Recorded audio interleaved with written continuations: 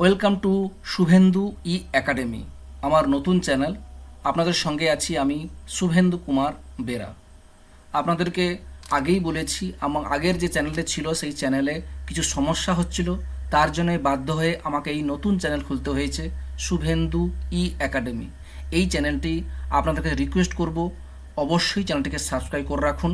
যদি আমার আগের চ্যানেলটি ঠিকঠাক হয়ে যায় তাহলে অবশ্যই আমি সেই চ্যানেলে, পুরনো চ্যানেলেই এই ভিডিওটি আপলোড করব। যেহেতু সমস্যা আছে তার জন্য বাধ্য হয়ে আমাকে এই নতুন চ্যানেলটি খুলতে হয়েছে।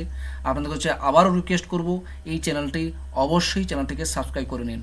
চলুন কথা না বাড়িয়ে শুরু করা যাক। প্রত্যেক মাসের ন্যায় এবারও আপনাদেরকে স্যালারির ব্যাপার এবং পেনশন নিয়ে কবে পাবেন সেটা নিয়ে আলোচনা করব।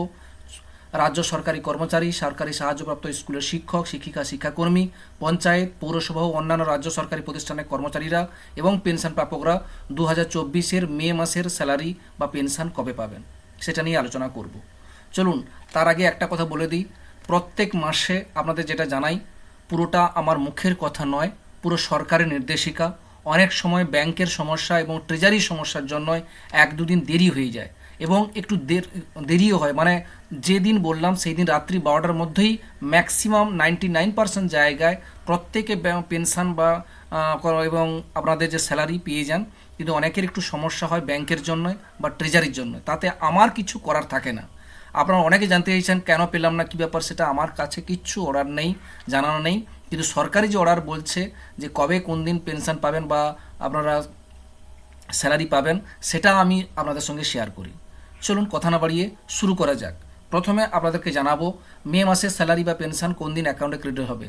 প্রথমে জানাবো মে মাসের পেনশন যারা পাবেন, পেনশন অ্যাকাউন্টে ক্রেডিট হবে 2024-এর 3রা জুন সোমবার। জুন মাসের 3 তারিখ মে মাসের যে যারা পেনশন পাবেন তারা কিন্তু পাবেন জুন মাসের 3 তারিখ আপনাদের পেনশনটা অ্যাকাউন্টে ক্রেডিট হয়ে যাবে।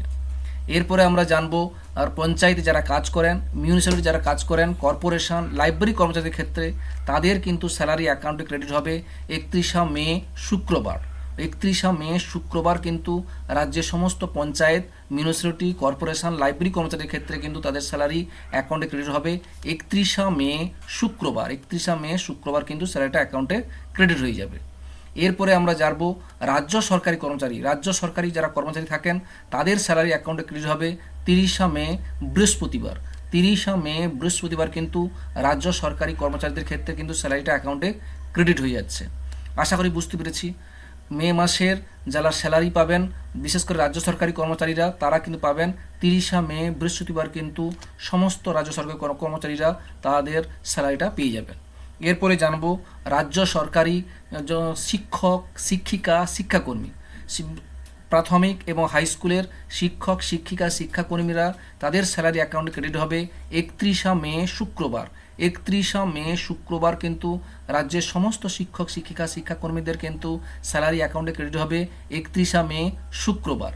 এবং শেষে যেটা দেখে নেব, যারা মে মাসের ওয়াজেস, অনারোনিয়াম, রেমুনারেশন, স্টাইপেন্ড পাবেন তাদের কিন্তু অ্যাকাউন্টে ক্রেডিট হবে 2024-এর 3রা জুন সোমবার।